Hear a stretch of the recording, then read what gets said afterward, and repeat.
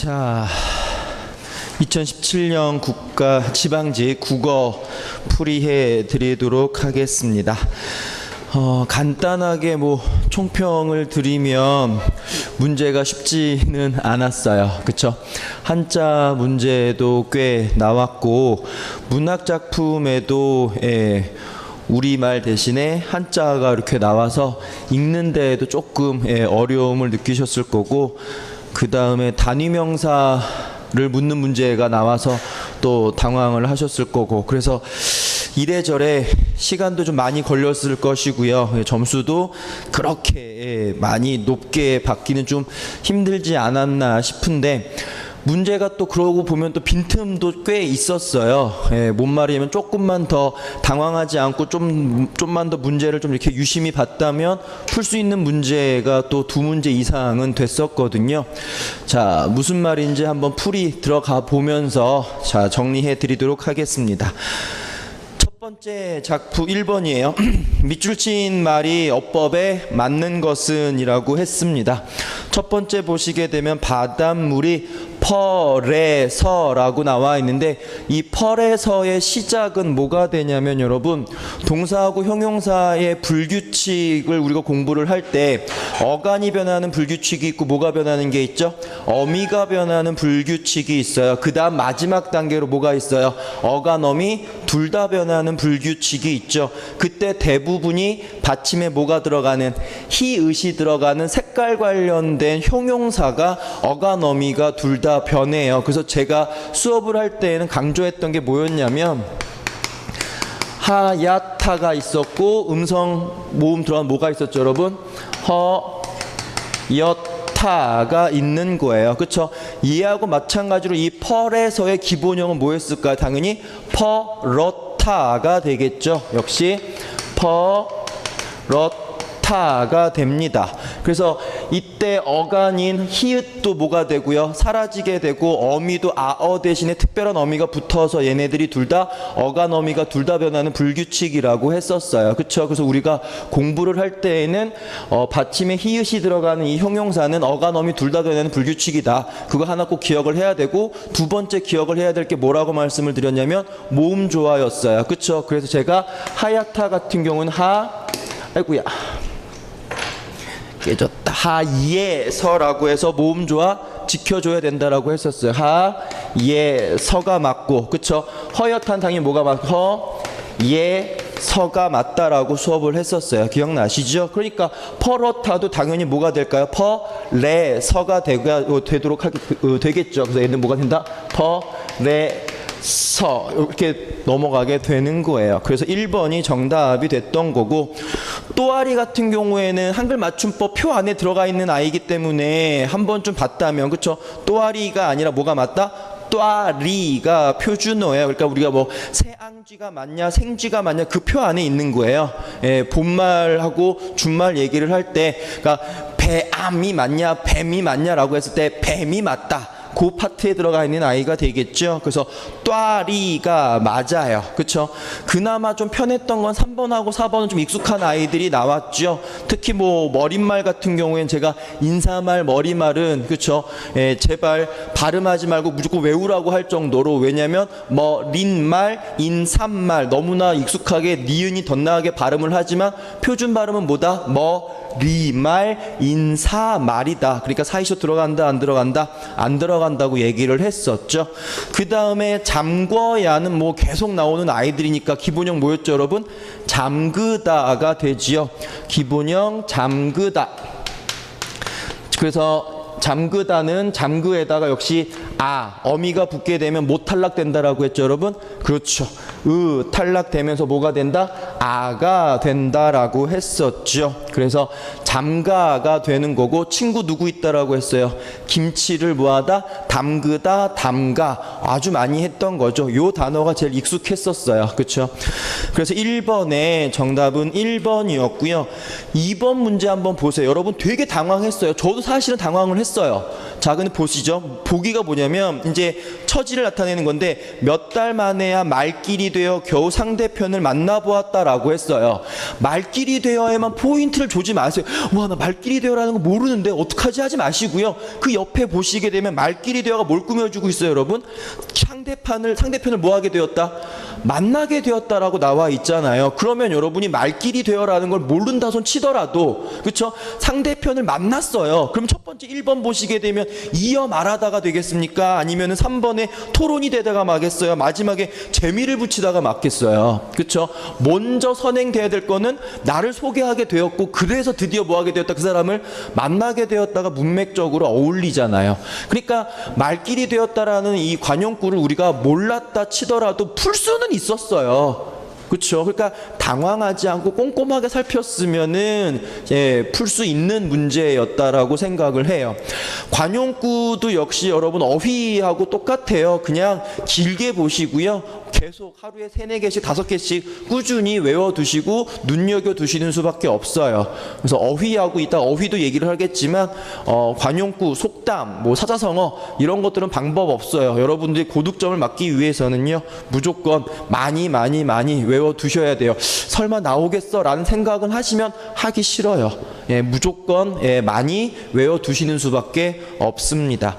3번 문제가 전 개인적으로 제일 당황스러운 문제였습니다. 왜냐하면 단위명사를 묻는 문제는 몇 년째 계속 안 나왔어요. 그죠? 그래서 이제 막 준비하는 분들은 뭐야 이런 문제도 있었어 라고 생각을 하실 거예요. 그렇죠? 실제로 저도 수업을 할 때 얘는 나머지 다른 것부터 먼저 하시고 좀 미뤄둬도 됩니다 라고 실제로 말씀을 드렸는데 나왔어요. 그렇죠? 나왔습니다. 내년을 짐작하기는 솔직히 조금 조심스럽기는 합니다만 요게 크게 중요하지 않은 거는 사실 전 변함은 없어요. 제 태도는요. 그래서 몇 개는 제가 뭐 좀 찝어서 시험 보기 직전에 몇 개는 알려드리는 거는 이제 제 역할은 하겠지만 요거 괜히 또 외우신다고 힘 빼지 마시고요. 다른 것부터 먼저 해 주시면 되겠습니다. 자, 일단 간단하게 말하면 바늘 한 쌈은 여러분 몇 개가 된다? 24개가 돼요. 24개가 되고요. 그 다음 약 같은 경우에는 탕약이 한 재가 20개가 되고 한 거리는 몇 개가 된다? 50개가 되어서 94개. 그래서 총 4번이 정답이 돼요. 문제 유형도 옛날에 나왔던 문제 유형하고 똑같아요. 그냥 다 합치는 거. 이렇게 합쳐가지고 묻는 문제였는데 옛날에 나오다가 계속 안 나오다가 요번에 좀 나왔던 거니까 자, 3번 당황스러웠지만 이런 문제는 내가 틀렸으면 다른 사람들도 사실은 틀리는 문제라고 보시면 돼요. 4번입니다, 여러분. 자, 밑줄 친 시어에서 외롭고 쓸쓸한 화자의 심정을 나타내기 위해 동원된 객관적 상관물이라고 했어요. 자, 그냥 객관적 상관물만 나왔어도 되는데 굉장히 친절하게 그 옆에 뭐라고는 나와 있냐면 화자 자신과 뭐 되고 있다, 여러분? 동일시 되고 있다라고 했어요. 이 동일시가 역시 또 객관적 상관물이 되는데 문학을 우리가 공부를 할 때 여러 가지 팁을 생각하면 해석이 그렇게 어렵지는 않았어요. 첫 번째 줄친 게 여러분 뭐였냐면 봄비가 있습니다. 그쵸? 제가 수업할 때도 얘기를 했어요. 보통 비는 어떤 이미지죠, 여러분? 하강적 이미지이기 때문에 비는 긍정, 부정? 부정이 많다라고 했는데 그 중에서도 봄비는 보통 긍정이라고 했어요. 그쵸? 근데 이 작품에서 봄비는 여러분 그 다음의 문장들하고 어떤 관계를 이루게 되냐면 봄비가 내린다라고 했고 연못은 어둑하다고 했고 찬바람까지 불고 있단 말이에요. 그렇죠? 만약에 여러분 봄비가 내려서 꽃이 핀다라고 하면 봄비가 긍정 부정? 그렇죠. 긍정적인 시어가 되겠죠. 뭐 봄비가 내려서 온갖 수목이 자라고 있다면 역시 뭐가 돼요? 긍정이 돼요. 근데 이때 봄비는 지금 뭐가 되냐면 계속 어두운 분위기가 만들어지고 또 찬바람까지 불고 있기 때문에 봄비 자체가 혹시 긍정 부정? 부정. 그래서 이때 봄비하고요. 그 밑에 나오는 찬바람은 시 전체의 뭐를 분위기를 형성한다라고 보시면 되는 거예요. 그래서 분위기를 어둡게 지금 형성하고 있는 거고요. 세 번째가 병풍입니다, 여러분. 병풍에 역시 기댔기 때문에 그냥 기댄 거예요. 그렇죠? 갑자기 어떤 분들이 기댔으니까 얘가 나를 위로해 주는 거 아닙니까? 병풍이 뭐 했어요, 지금 나한테? 뭐 한 거 없어요. 그렇죠? 그냥 병풍에 그냥 기댄 것 뿐이기 때문에 큰 의미는 없습니다. 마지막에 여러분 보시게 되면은요, 담장 위에 살구꽃이 뭐한다? 떨어진다라고 했죠. 자, 살구꽃이 떨어지는 것도 역시 똑같아요. 상승적 이미지, 하강적 이미지? 하강적 이미지예요. 그러니까 나도 지금 슬프고 너도 떨어지는구나가 돼버리면은 객상이 될 수 있는 거죠. 맞아요.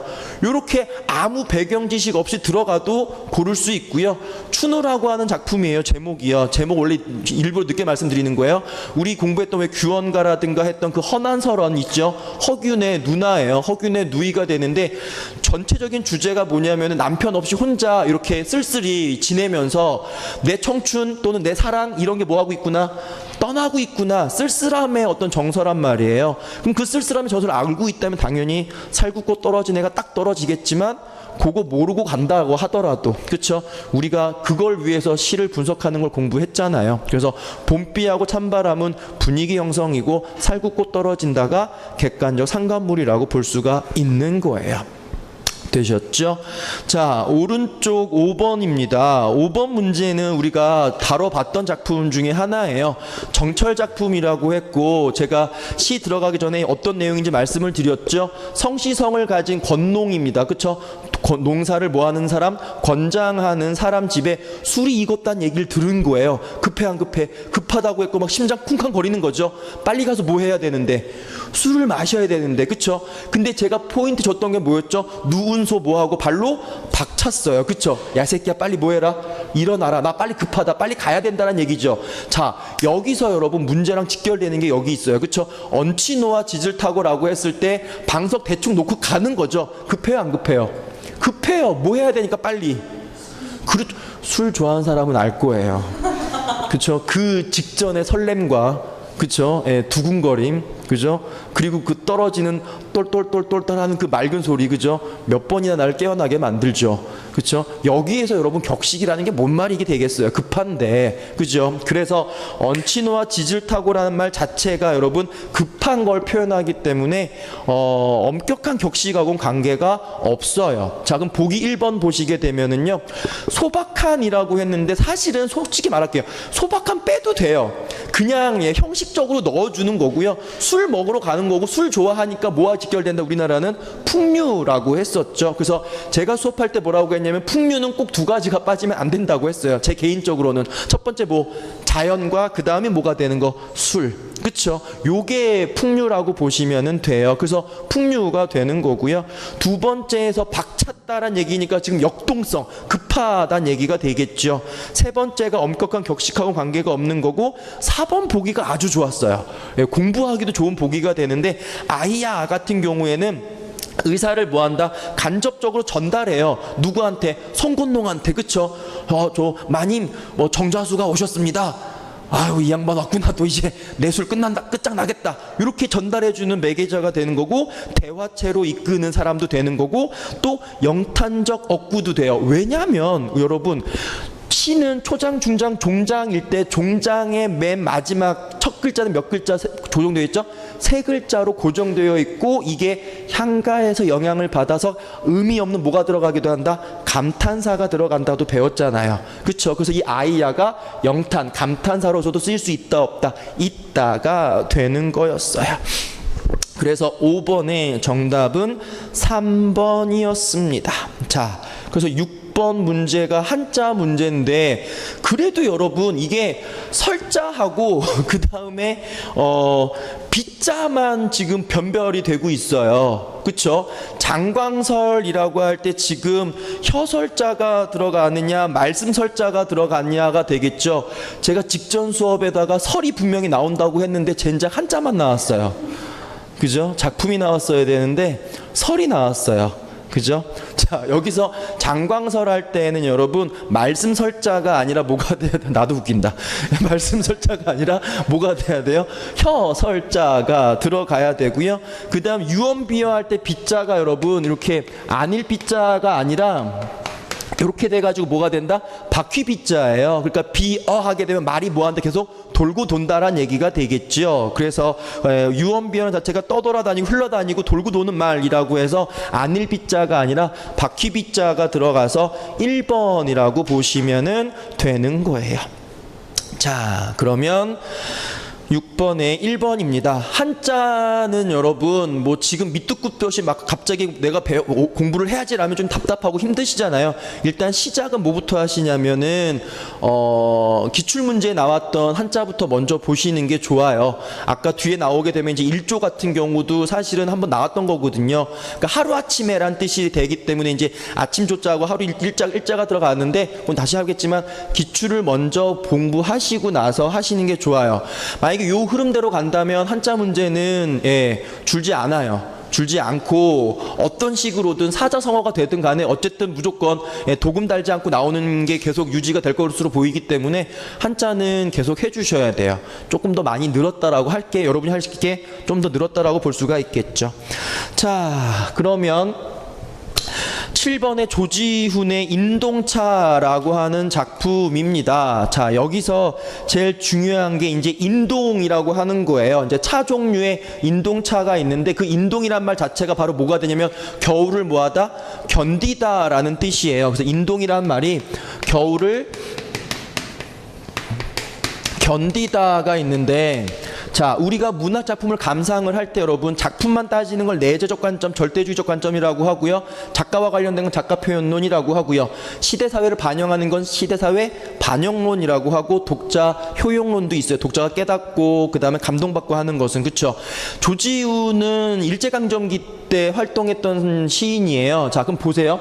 인동이라고 하는 그 말 자체에 겨울을 뭐한다? 견디다라는 뜻을 가지고 있지요. 그럼 여러분 이때 겨울이 바로 뭘 말할 수 있는 걸까요? 바로 일제강점기가 되겠죠. 그러니까 표면적으로는 내가 차를 마시며 겨울을 이겨내야지 라는 어떤 표면적인 행동이 드러나 있다면 내면적인 이면적인 내용에는 바로 뭐다? 일제강점기를 뭐하고자 하는, 이겨내고자 하는 뭐가 들어가 있다? 의지가 들어가 있다라고 보시면 돼요. 자, 그런 주제를 가지고 있는데 작품을 한번 읽으면서 천천히 한번 보도록 할게요. 자, 노주인의 장벽에, 그쵸, 무시로 인동 삼긴 물이 나린다라는 얘기는 지금 인동을 우린 차를 계속 이렇게 따라서 뭐하고 있는 거죠? 마시고 있는 거죠. 자작나무 덩그럭 불이 도로 피어서 여러분 붉고 줄 한번 쳐주시고요. 우리 공부했던 대로 간다면 붓다라고 하는 색채어가 나왔으니까 일단 무슨 심상이 된다? 시각이다. 일단 생각을 해 주셔야겠죠. 일단 시각이구나 확인을 하시고요. 또 그 구석에 뭐하고 있다 여러분? 그늘진다도 마찬가지예요. 그쵸? 그늘졌다는 얘기는 어둑하다는 얘기니까 역시 뭐가 돼요? 시각이 되는 거고, 그 밑에 중요하죠. 무가 뭐했다? 순을 돋아서 뭐하다? 파릇하다 줄 쳐주셔야 돼요. 자, 그러면 여러분이 공부가 됐다면 파릇하다 역시 뭐가 되고요? 시각이 되는 건데 방금 우리가 줄 쳤던 무슨 색이 있었죠? 붉은색이 있었잖아요. 빨간색, 그쵸? 그 붉은색하고 푸른색이니까 배웠던 대로 가면 뭐가 돼버리는 거죠? 시각적인 대비 또는 색채 대비가 되는 거죠. 그렇죠? 그래서 여기가 시각적인 대비, 색채 대비가 돼요. 그 다음에 흙냄새 훈훈히 김도설이다가 흙냄새가 들어갔으니까 뭐가 돼요? 후각도 되기는 해요. 자, 바깥, 여기 중요해요. 바깥 풍설에, 풍설 소리에 그 다음에 잠착하다라고 나왔어요. 그렇죠? 풍설이니까 바람하고 뭐가 되는 거죠? 눈이 지금 내리고 있는 거죠. 바람 불고 눈 내리고 있습니다. 거기에 그 소리에 지금 뭐하고 있다? 잠착하다라고 했는데 이 뜻을 모른다 손 치더라도 여러분 4번을 보게 되면 여러모로 고려하다? 생각하다? 그렇죠? 그럴듯해요 여러분. 바람 소리와 눈이 날리는 소리를 듣고 고려하다? 고민, 이런 게 될까요? 문맥상 저는 맞지 않다고 보고요. 잠착하다 뜻은 또 뭐가 더 어울리게 되냐면은 이 소리에 뭐하다? 집중하다, 골똘하다가 되는 거죠. 그렇죠? 그래서 잠착하다 뜻을 모른다 손 치더라도 역시 문제는 해결을 할 수는 사실은 있기는 했었어요. 자, 나머지 조금 더 지식이 있었다면 말이죠. 자, 그럼 계속 가볼까요? 산중에 책력도 없이라고 했는데 요거는 한자를 알거나 배경 지식이 있으면 도움이 됐을 거예요. 지금 산중이라고 했고요. 산속이에요. 그쵸? 그 다음에 책력이 뭐죠, 여러분? 달력이에요. 이게 굉장히 큰 의미를 가지고 있거든요. 자, 현대인들에게 여러분 시계라든가 달력은 뭐를 의미한다라고 배우냐면 보통 얘네들은 구속이에요. 구속. 뭔 말이냐면 여러분, 여러분이 아침에 일어났는데 시계를 봤어요. 7시예요. 그쵸? 그러면 난 뭐 해야죠? 빨리 학원에 가야 돼요. 조금 여러분은 그게 아니라 뭐 여러분 어떤 의지를 무시하는 게 아니라 내가 학원에 가서 열심히 공부를 해야지라는 마음도 물론 있겠지만 7시니까 움직이는 거거든요. 그쵸? 1시면은 밥을 먹어야죠. 1시면 밥을 먹게 되어 있어요. 그쵸? 한 10시, 11시 되면 이제 집에 가야겠다고 가는 거죠. 어떻게 따라 움직이는 거예요? 시계에 따라 시간에 따라 달라지는 내가 행동이 옮겨지고 있는 거죠. 나를 구속하고 있는 게 시계하고 달력이에요. 그래서 황동규 시인 같은 거, 황동규 시의 어떤 그걸 풍장이라고 한 현대시를 보게 되면 내가 죽어서 자연으로 갈 건데 뭐를 끌으냐면 시계를 끌고 가요. 시간 중요하니까 안 중요하니까? 안 중요하거든요. 안 중요해요. 그래서 산속이라고 하는 공간적 배경과 달력이라는 게 없다라는 얘기는 나는 어떤 시간, 세속적인 시간에 관심이 있다 없다? 없다는 거죠. 그만큼 나는 뭐하다? 자유롭다를 상징하게 돼요. 그래서 여기가 바로 속세와는 단절된 공간이라는 알 수 있는 공간이 되겠죠. 그 다음 마지막에 삼동이 하이아타 하면 또 시각이에요. 그쵸? 요렇게 여러분 시각적 심상이 주로 쓰이게 되면은 자 마치 그림과 같다라고 하죠. 그쵸? 그래서 그 그림과 같다라고 할 때 우리가 배웠던 게 뭐였어요? 회화적이란 얘기가 또 들어가는 거죠. 그래서 보기 1번 보게 되면 방금 산중에 책력도 없다란 얘기가 바로 고적한, 산중의 고적한, 그쵸? 외롭기도 하지만 굉장히 고요한 그런 공간이 되고요. 시각적 대조 방법은 아까 붓다와 푸르다가 들어갔지요. 그래서 되고, 세 번째 보게 되면 방금 얘기했죠. 시각적 심상이 많이 쓰였기 때문에 한 폭의 그림을 보는 것 같다. 그래서 회화적이다라고 할 수가 있는 거예요. 자, 잠착하다는 고려하다하고는 관계가 없습니다. 자, 8번 문제예요. 높임법 문제입니다. 우리 기본 수업할 때 높임법 얘기를 할 때 제가 항상 수업하고 나서 쓰는 문장이 있었던 거 기억나시죠? 뭐 있었냐면 이런 거였어요. 아이고 혐이 아니라 형님,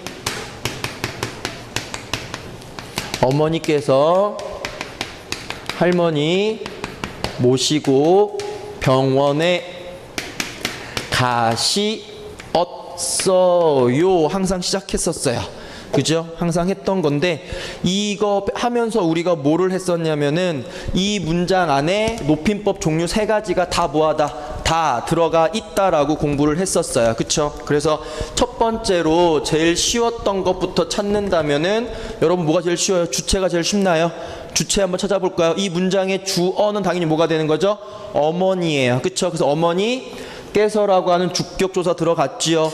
그 다음에 뭐 들어갔죠? 가다에다가 주체 높임 선어말 어미 시가 들어갔죠. 요게 주체 높임을 하고 있다 안 하고 있다? 하고 있다란 얘기예요. 그러면 문제로 치면 여기는 주체 플러스가 된다는 얘기가 되겠죠. 그 다음에 우리가 어떤 작업했냐면 여러분 엄마를 뭘로 바꿔보자? 철수로 바꿔보자라고 했죠. 그러면은 요거하고 요것만 바뀌잖아요. 그죠? 왜냐면 주어가 바뀌었으니까. 그래서 형님 누가? 철수가 할머니를 뭐하고 모시고 병원에 뭐 했어요? 갔어요잖아요. 이러면 높인 게 있어요 없어요? 없으니까 그냥 주체 마이너스가 되겠죠. 맞죠? 자, 그 다음에 객체예요 여러분. 객체가 만들어지는 거는 부사격조사 깨가 붙거나 아니면은 다 뭐죠? 특수어휘가 되겠죠. 자, 엄마가 행동을 하는 대상이 누구예요? 할머니예요. 그쵸? 그럼 할머니를 뭐 했죠 지금요? 모시고예요. 더 있어요 없어요? 더 없죠. 그럼 어쨌든 객체 해준 거야 안 해준 거야? 높여준 거죠. 그러니까 객체 플러스가 돼요. 근데 만약에 여러분 할머니 대신 역시 철수로 바꿔본다면 뭐만 바뀔까요? 얘만 바뀌겠죠. 어머니께서 철수를 뭐하고? 그렇죠. 데리고 병원에 가시었어요는 변하지 않아요. 자, 마지막으로 할 게 바로 뭐가 되냐면 내 이야기를 듣는 게 뭐가 되는 거죠? 청자예요. 그렇죠? 청자입니다. 여기서 청자를 높이고 있는 게 뭐가 있을까요? 일단 님 하나 붙었어요. 그렇죠? 그 다음 마지막 우리 찾기 좀 힘들어서 쳤던 거 처음에는 뭐가 있었죠? 요가 들어가는 거죠. 그렇죠? 요게 지금 청자 상대를 뭐 해주고 있다? 높여주고 있다가 되겠죠. 만약에 형하고 나하고 터울이 몇 안 진다면 여러분 님 빼도 돼요 안 돼요? 돼요. 형 해도 돼요. 또 요 빼도 돼요 안 돼요? 돼요. 가셨어 해도 되는 거죠. 이러면 님 빼고 요 뺀다면 뭐가 돼요? 상대 높임 해야 안 해요? 안 하는 거죠. 뭔 얘기인지 아시겠죠? 요게 높임법 세 가지였어요. 그대로 여기다 넣으면 되겠죠. 첫 번째가 뭐냐면 문장을 보세요. 수키야라고 했어요. 그쵸? 수키야라고 했으니까 일단 여러분 동갑이거나 동생이거나 하겠죠. 맞아요. 수키야가 돼요. 그 다음 맨 마지막 문장을 보게 되면은요, 꽃다발을 드렸다라고 했어요. 그냥 반말하고 있는 거죠. 그럼 상대 높임 했다 안 했다?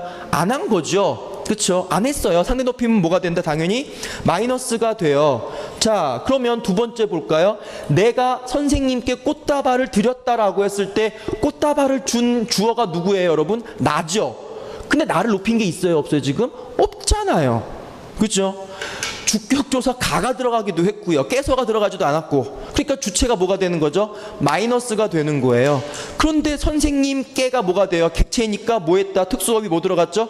드렸다 들어갔으니까 당연히 객체는 플러스가 되겠죠. 그래서 주체 마이너스 객체 플러스 상대가 마이너스가 돼서 1번이 된 거예요. 안 어려웠죠? 대부분 다 맞았는데 시간이 문제가 됐던 거죠. 자, 9번 문제는 비문학 독해 문제가 됩니다. 자, 빠르게 한번 읽어보도록 할게요. 읽으면서 여러분이 줄을 치셔야 돼요. 지금은 제가 풀이를 해드리니까 줄을 치겠지만 여러분, 자, 미적인 것이란 내재적이고 선험적인 예술작품의 특성을 밝히는 데에서 더 나아가 삶의 풍부하고 생동적인 양상과 같이 목표를 예술 형식으로 변환한 것이다까지예요. 이렇게 일단 빗금 쳐주시면은요, 시작이 뭐뭐란 뭐뭐이다라고 끝났죠, 여러분. 이러면 문제화 되진 않았지만 여기가 바로 뭐예요? 미적인 것에 대한 뭐가 될까요? 정의가 되겠죠. 지금 정의를 내린 거예요. 미적인 거라는 미에 대해서 정의를 내렸습니다. 그 옆에 보시게 되면은요, 미는 어떤 맥락으로부터 자율적이기도 하지만 타율적이다라고 했죠. 여기까지 본다면 미적인 것에는 양면성이 있구나. 그렇죠? 자율적인 것도 있고 뭐도 있구나. 타율적인 것도 있구나. 그렇게 일단 입력을 해놔야겠죠. 그 다음에 미에 대한 자율적 견해를 지닌 칸트예요. 그럼 칸트는 자율적이구나 해서 일견 보기에 타당하지만 맞는 말이지만 미를 도덕이나 목적론과 연관시킨 톨스토이나 마르크스도 타당하다까지 빗금 쳐주세요. 자, 이러면 문제화 되진 않았지만 또 어떻게 문제화 낼 수 있냐면 여러분, 어떤 말하는 대상에 대해서 두 가지의 측면을 얘기를 하고 있죠. 뭐하고 뭐? 자율적인 면과 타율적인 면. 그쵸? 그런데 칸트도 타당하고 아니네도 타당하죠. 그 말은 그 두 가지 관점이 모두 다 뭐하다? 괜찮다, 타당하다예요. 어느 쪽에 손도 들어주고 있는 게 아니죠. 이럴 때도 있고 저럴 때도 있다라는 얘기예요. 그에 대한 부연 설명이 이제 나옵니다. 그 밑에 보세요. 우리가 길을 가다가 이름 모를 곡을 듣고 아름답다고 느끼는 것처럼 순수의 영역이 없는 것은 아니다 했어요. 순수미의 영역이 없는 건 아니다. 그 말은 말 바꿔서 순수미의 영역이 있는 거죠. 자, 보세요. 아무것도 필요 없고 듣고 어머 예뻐 한 거죠. 다 필요 없어요. 오로지 뭐만 따진 거예요? 음악, 작품만 따진 거죠. 맞아요. 요게 자율적이라는 얘기가 되고요. 그 밑에 보세요. 하지만 그 곡이 독재자를 열렬히 지지하기 위한 선정곡이었음을 안 다음부터는 그곳을 뭐하게 된다? 혐오한다는 얘기예요. 맞죠? 요거는 타율적이라는 얘기가 되겠죠. 그래서 미 또한 사회, 경제적, 문화적 맥락의 영향을 뭐한다? 받는다라는 얘기가 되겠죠. 요 얘기가 여러분 눈치채셨어요? 아까 제가 잠깐 얘기했던 미적 범주 얘기예요. 미적 범주. 그러니까 작품만 따지는 게 바로 여기서 말하는 자율적인 거죠. 그러니까 절대주의적 관점이라든가 작품론이 자율적인 게 돼요. 작품만 보고 평가를 하는 거니까. 근데 작가가 어땠대, 작가 표현론, 시대 사회 모습이 반영되어 있대 해서 반영론, 독자 효용론, 요게 들어가면 뭐가 되는 거죠? 외제적 관점이잖아요. 그 외제적 관점이 바로 타율적인 관점이 되는 거예요. 그래서 칸트 입장에서는 자율적인 거니까 뭐만 따지는 거죠? 작품만 따지는 거죠. 그래서 1번, 4번에서 작품만 따지는 것은 1번 보시면 우리 했던 패턴 비슷하죠. 시는 정제된 시어, 그 다음에 운율을 통하여 뭐한다? 감상한다 라고 했죠. 요게 뭐가 된다? 작품론 절대주의적 관점이 되는 거예요. 자, 2번이에요. 사회 모순을 고발할 수 있고 개혁의 전망 제시할 수 있다라고 했는데, 얘는 어떤 관점이라기보다는 어떤 시의 역할이죠. 그렇죠. 시의 역할이니까 관점 여기랑 관련이 없고요. 두 번째, 시를 읽으면 시인과의 대화를 통해 정서적인 성장을 도모할 수 있다도 역시 어떤 시를 읽었을 때의 어떤 좋은 점이 돼요. 관점하고 크게 연관이 없고요. 4번은 관점이 연관이 있죠. 시를 감상하기 위해서는 당연히 뭘 알아야 된다? 사회 상황을 알아야 된다. 왜냐하면 작품은 반드시 그 시대 사회 모습을 뭐하기 때문에 반영하기 때문에가 되는 거예요. 정답 1번이 됐던 겁니다. 10번 문제는 김유정의 만무방이에요. 한 번씩은 접해봤을 법한 작품이 되는데, 만무방이란 말은 한마디로 뭐라고 했죠? 양아치.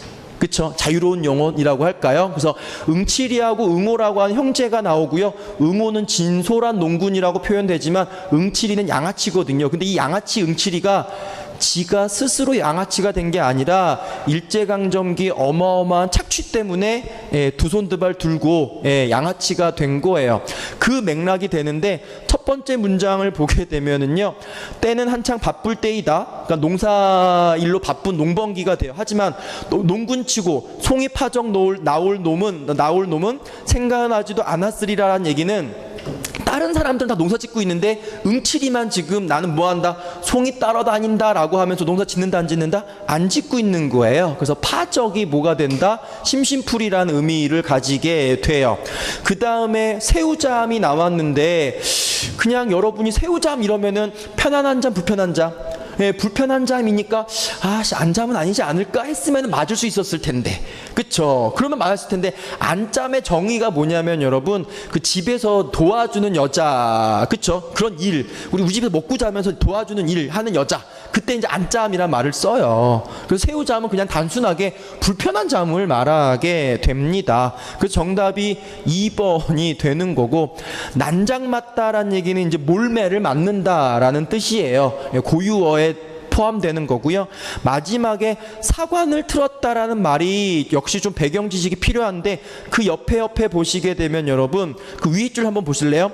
하기는 그도 한 3번이나 걸려서 구매밥으로 사관을 틀었다라고 하죠. 저는 나중에 모의고사 할 때 구매밥 넣을 거예요. 왜냐하면 구매밥도 중요하거든요. 구매밥이 뭐냐면 여러분, 감옥에서 먹는 밥이에요. 그러니까 구매밥으로 사관을 틀었다라는 얘기는 감옥에 간 적이 있다 없다? 있다죠. 즉 응칠이는 양아치다 보니까 막 훔쳐 먹어요. 그냥 동네 가다가 닭 있으면 막 닭 잡아먹고 하거든요. 그래서 경찰서에 잡혀갔다라는 얘기가 되는 거예요. 그래서 나중에는 구매밥이 더 중요할 수도 있어요. 안 나왔던 거니까. 그래서 나머지 몰매하고 양쪽 팔꿈치 무릎 관절이 틀었다는 얘기는 감옥 가서 뭐 고문을 당했다, 이런 식으로 해석을 할 수가 있는 거겠죠. 그래서 10번의 정답이 2번이 작품입니다. 2번이 답이에요. 11번 작품은 여러분 우리 변계량 작품 중에 하나예요. 그쵸? 굉장히 좀 훈계적인 내용인데 작품 빨리 가볼게요. 내희, 내가 좋다고 하고 남 싫은 일 하지 말며 라고 했어요. 그 말은 내가 좋다고 남들이 싫은 일은 하지 말아라가 되겠죠. 두 번째, 남이 한다고 해서 의가 아니면은 쫓아가지 말란 얘기예요. 그 말은 하지 말아란 얘기죠. 의가 아니면 하지 말란 얘기예요. 그 다음에 여러분 포인트가, 우리는 뭐가 되는 거죠? 천성이에요.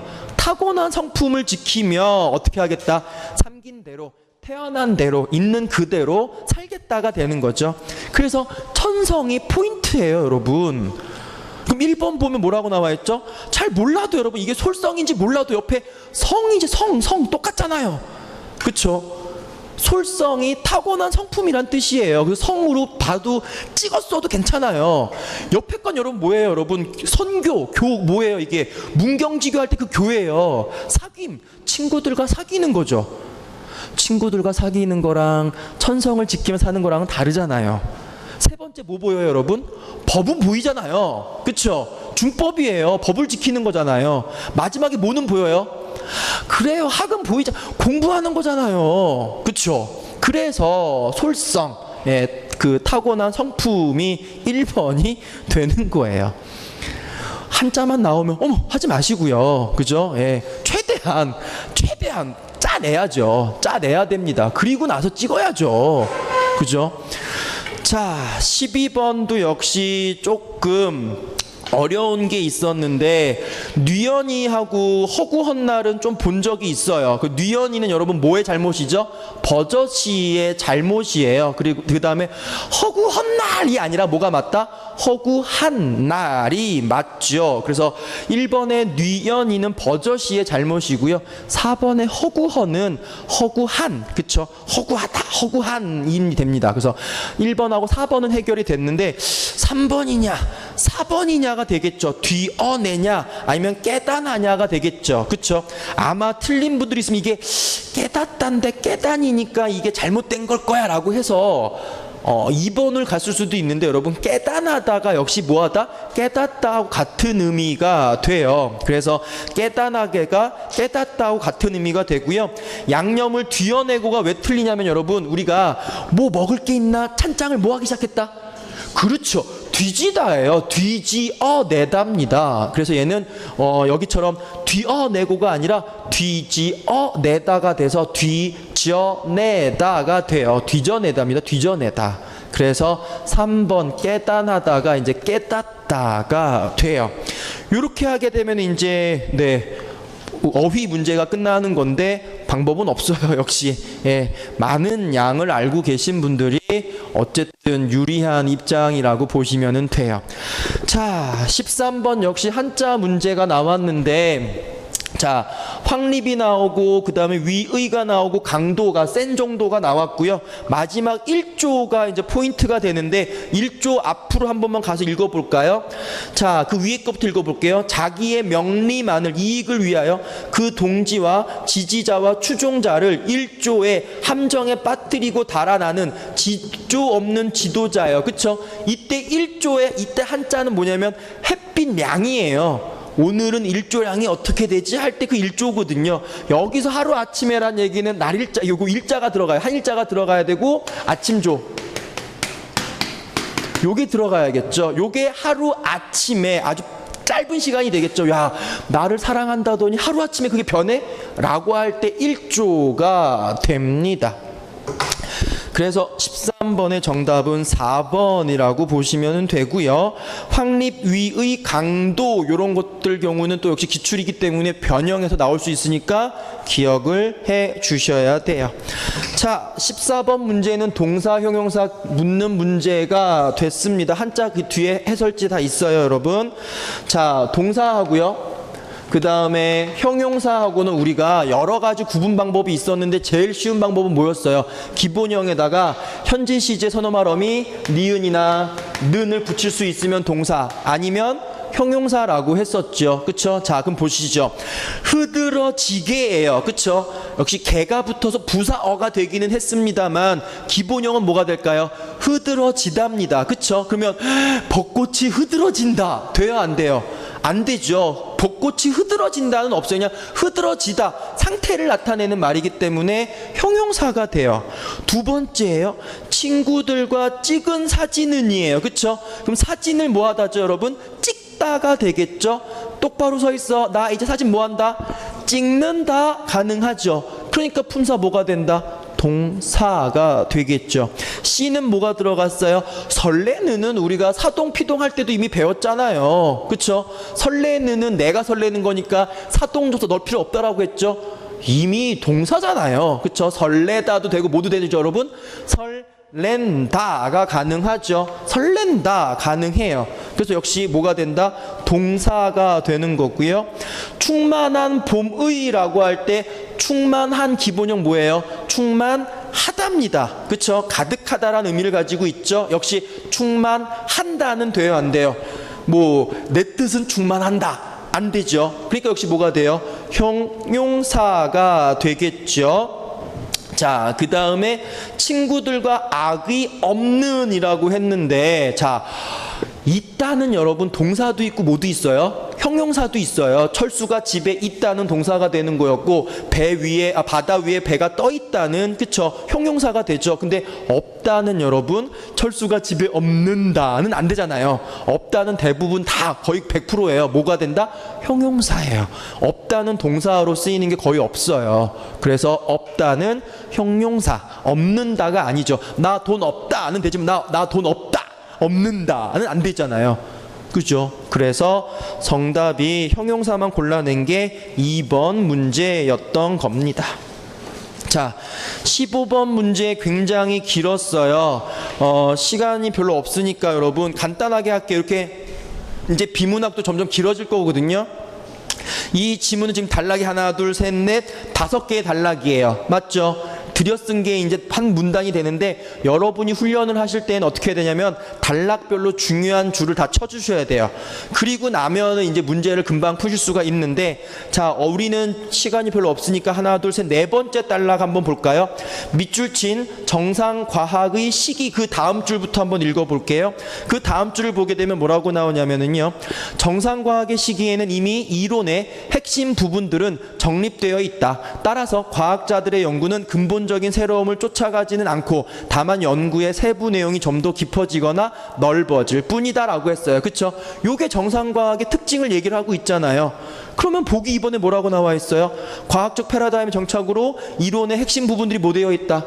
정립되어 있다가 보기 2번에 바로 나와 있지요. 그죠? 그래서 간단하게 정답 2번으로 가게 되는 거예요. 그러니까 이런 거는 그냥 계속 훈련을 통해서만 하실 수가 있어요. 그래서 항상 단락별로 뭐하고 중심 문장 찾아서 줄 치고요. 그게 맞다 틀리다 확인하시고요. 그렇게 하다 보면은 뭐 공무원 국어 시험에 나오는 비문학은 굉장히 쉽게 해결이 되실 거예요. 자, 16번 반의어가 나온다고 그렇게 주장했더니 유의어가 나왔어요. 그죠? 한 끝이 모자라요 지금. 그죠? 잡다의 유의어입니다. 여러분, 죽이다의 유의어로 봤더니 돼지를 잡아 잔치를 베푸셨다니까 돼지를 뭐 했다? 불쌍한 돼지. 그죠? 죽었어요. 그죠? 그 다음에 쥐다의 유의어입니다. 멱살을 뭐 했다? 잡다. 괜찮죠? 멱살을 쥐다도 돼요.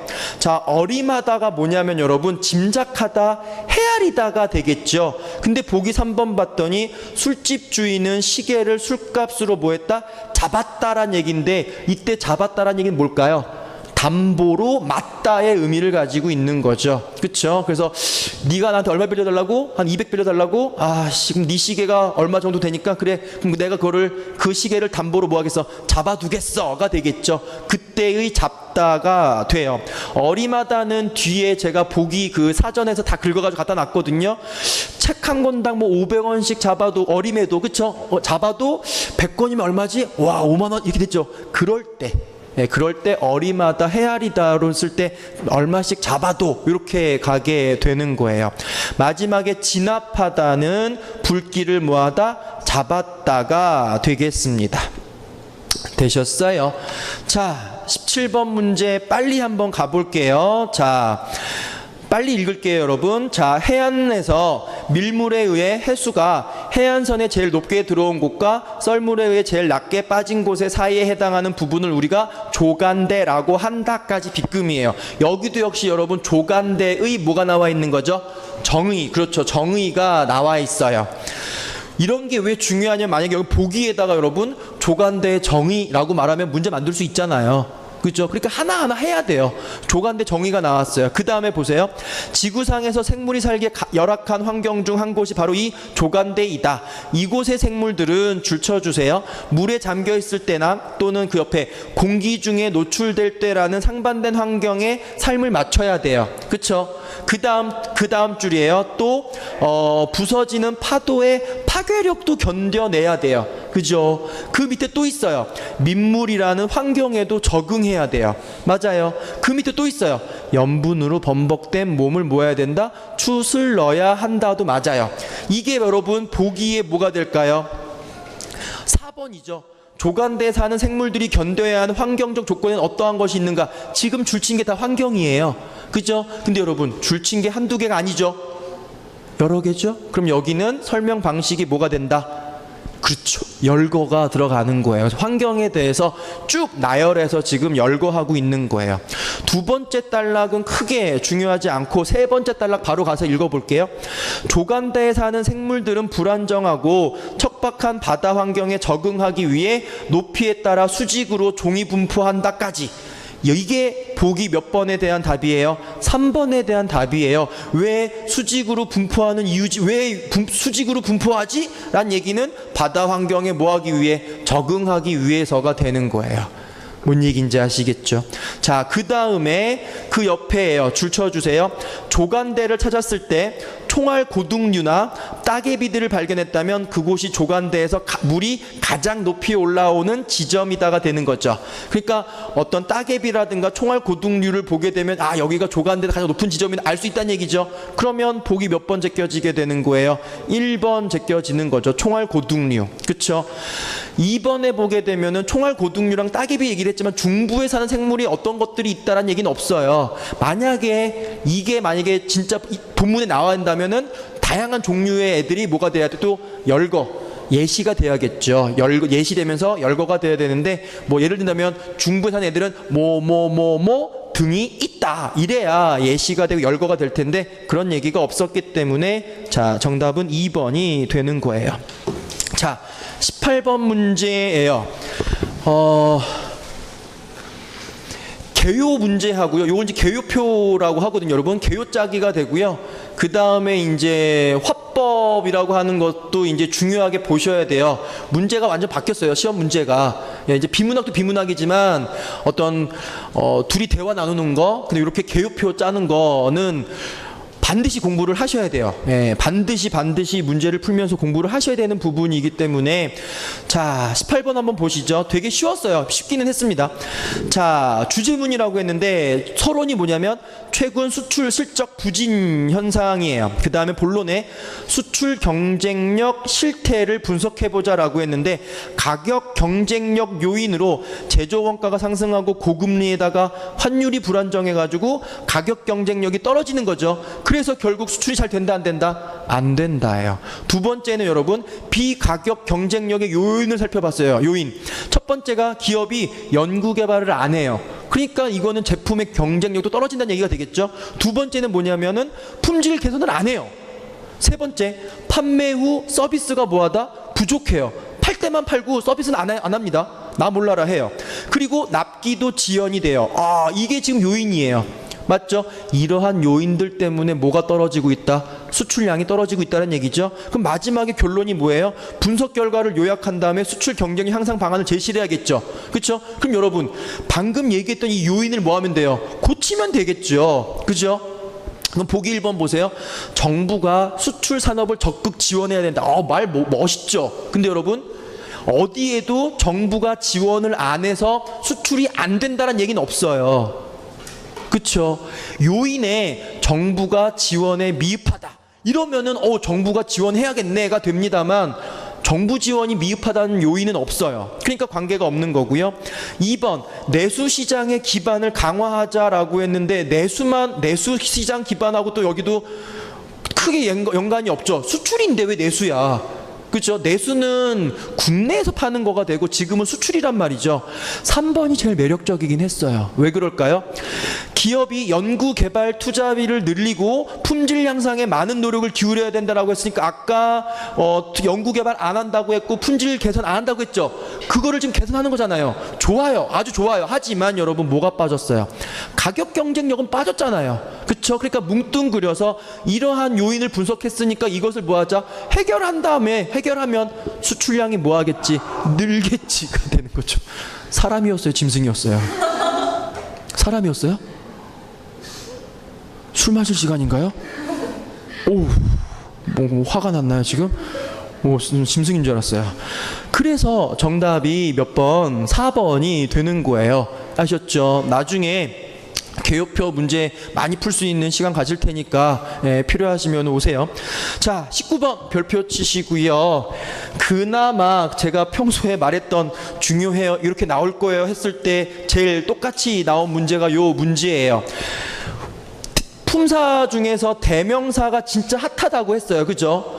대명사가 진짜 중요하다고 했고, 여기는 지금 인칭 대명사가 나왔는데 인칭 대명사 말고 당연히 지시 대명사 되게 중요하다고 했죠. 그래서 지시 대명사를 이제 여기 인칭이 나왔으니까 지시 대명사로 얘기를 한다면 여기, 거기, 그곳, 이곳 이렇게 여기, 거기, 저기라고 했을 때 여기가 지금 화자와 가깝냐 뭐냐 그거 잘 파악해야 된다라고 했었죠. 그렇죠? 그거 또 나올 거예요. 또 나올 거니까 그거 꼭 기억을 하셔야 돼요. 그러니까 철수야 여기 그쵸? 여기에 있는 옷 봤니? 이러면은 말하는 사람이 만약에 미영이라면 여기 있는 이 옷은 누구 옆에 있는 거다? 미영이 옆에 있는 거. 그쵸? 그러면 만약에 철수는 뭐라고 받아야 돼요? 거기에 있는 그 옷 이렇게 되겠죠. 맞아요. 그렇게 나올 수 있어요. 지시대명사는. 자, 그러면 인칭대명사도 역시 마찬가지예요. 밑줄친 기억해 놓은 다음에 기억이 누굴 말하냐, 몇 인칭이 여기 묻는 문제 나온다고 했잖아요. 천천히 한번 가보죠. 정리하고. 자, 1인칭은 뭘 말하는 거죠, 여러분? 화자예요. 그쵸? 화자가 1인칭이고요. 청자가 뭐가 되는 거죠? 2인칭이 돼요. 이 자리에 없으면 몇 인칭? 3인칭이 돼요. 그 다음에 3인칭에서 중요한 게 뭐죠? 앞에 나오는 명사 다시 받을 때 뭐라고 한다? 우리가 죄기 대명사라고 하죠. 자, 가볼까요?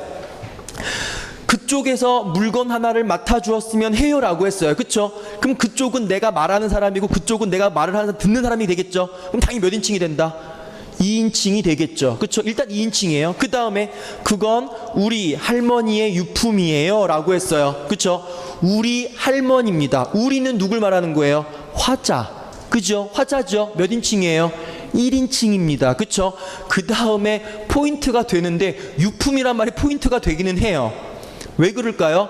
할머니가 남긴 유품이니까 할머니는 이미 돌아가신 분이죠. 여기 계신다 안 계신다? 안 계신다가 돼요. 자, 그 다음에 디귿. 저는 할머니 유지에 따라 당신에게 그것을 전해야 할 책임을 느껴요 라고 했어요. 그럼 디귿 저도 누가 되는 거죠? 화자예요. 역시 몇 인칭이에요? 1인칭이 되는 거고 여긴 없지만 당신도 역시 뭐가 될까요? 2인칭이 되겠죠. 당신에게 건넨다고 했으니까. 그 다음 리을이에요 여러분. 할머니 이거 대명사 아니라 뭐죠? 명사예요. 할머니는 명사입니다. 아셨죠? 할머니 명사가 되고요. 본인 요것도 대부분 뭐 2인칭. 왜냐면 제기대명사라고 하신 분이 있는데 할머니 옆에 있으니까. 그렇죠? 근데 여러분 본인 중요해요. 본인이 품사가 첫 번째가 아예 뭐 지금처럼 그냥 명사예요. 그냥 명사가 되고요. 공공장소, 예, 공공의 어떤 발언 기회에서 그렇죠? 자기를 얘기를 할 때가 있어요. 저도 왜 계속 전두환이 겹치는데 본인은 하잖아요. 그렇죠? 그럴 때 공공연한 좌석에서 자기를 가리킬 때가 뭐가 된다? 대명사가 돼요. 본인은 하잖아요. 그렇죠? 죄가 돈이 없어 하잖아요. 그 본인이 뭐가 된다? 대명사가 되고요. 대부분 다 뭐가 된다? 명사예요. 여기서도 지금 본인은 여러분 뭐가 된다? 명사입니다. 명사. 그래서 할머니 명사, 본인 명사가 돼요. 그래서 당신의 생각을 저에게 누차 말씀하신 바 있기 때문이죠. 바 그렇게 강조했더니 이제 띄어쓰고 잘 나와 있죠, 여러분. 예, 조사 붙어요 지금. 말씀하신 바가 있기 때문에 이렇게 할 수 있어요. 그래서 얘가 바 띄고 있는 거고요. 부디 당신이 할머니가 품었던, 즉 당신 역시 뭐가 되는 거죠? 청자잖아요. 그쵸? 청자입니다. 그래서 역시 2인칭이 되는 거고요. 거절하지 않기를 바랍니다. 아시다시피 할머니는 결코 말씀이 많으신 분이 아니었어요. 당신께서 생전에 표현하지 못했던, 이때 당신은 누굴 받는 거예요? 할머니. 그죠? 그럼 몇 인칭? 3인칭이 되겠죠. 2인칭이 아니라. 되셨어요. 그래서 할머니를 가리키는 것은 리을, 시, 옷 이렇게 가서 3번이 답이 되는 거예요. 되셨어요? 자, 그러면 20번 문제 한번 읽어볼게요. 논증 구조라고 했는데 크게 어렵지 않아요. 자, 기억 볼까요? 빨리 읽을게요. 동물들의 행동을 잘 살펴보면 동물들도 우리가 사용하는 말 못지않은 의사소통 수단을 가지고 있는 듯 보인다까지예요.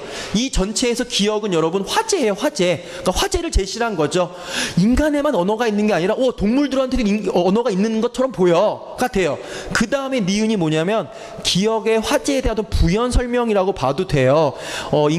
동물에게도 언어가 있어 라고 말을 했는데 조금 더 자세히 설명하죠. 밑에 보면 즉 동물들도 여러 가지 소리를 내거나 몸짓을 함으로써 자신들의 감정과 기분을 나타낼 뿐만 아니라 경우에 따라서는 인간과 다를 바 없이 의사를 교환하고 있는 듯 하다예요. 됐죠? 근데 정말로 중요한 포인트로 시작하죠. 디귿이 뭘로 시작하나요, 여러분? 그러나가 되잖아요. 이 그러나가 나온다는 얘기는 앞에서 내가 했던 말 다 뭐하겠다는 얘기예요? 뒤집겠다라는 얘기예요. 그렇죠? 그럼 천천히 정리해주세요. 지금 내가 기억하고 니은에서 했던 말은 뭐냐면, 아, 동물들에게도 뭐가 있는 것 같다? 그렇죠. 의사소통 수단이 있는 것 같다. 인간하고 똑같은 언어가 있는 것 같다라고 했어요. 그러나예요. 그러면은 이제는 있다 없다? 없다라는 말이 나오겠죠. 읽어볼까요? 그러나 그것은 단지 겉모습의 유사성이 지나지 않을 뿐이고 사람의 말과 동물의 소리에는 아주 근본적인 차이가 존재한다는 것을 잊어서는 안 된다. 그쵸? 맞죠? 다르다는 얘기예요. 또예요.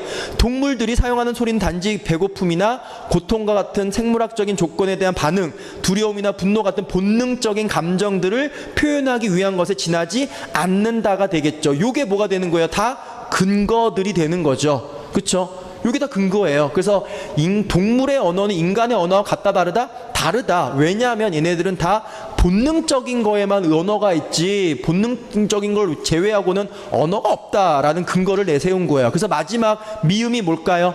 주제문이에요. 따라서 동물들이 내는 소리가 때때로 의사소통의 수단으로 이용된다고 해서 그것을 대화나 토론이나 회의와 같은 언어 활동이라고 할 수는 없다. 결론 뭐예요? 인간의 언어와 동물의 언어는 근본적으로 뭐하다?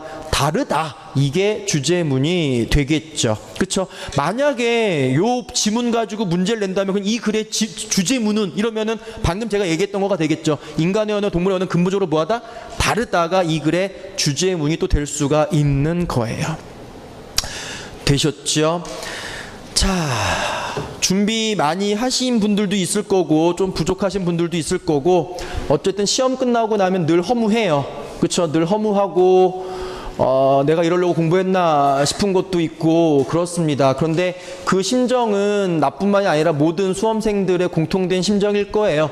제일 중요한 건 빨리 추스리고 다시 가는 거죠. 그렇죠? 빨리 추스리고 가는 사람만이 또 다음에 또 좋은 일이 있을 거라고 믿습니다.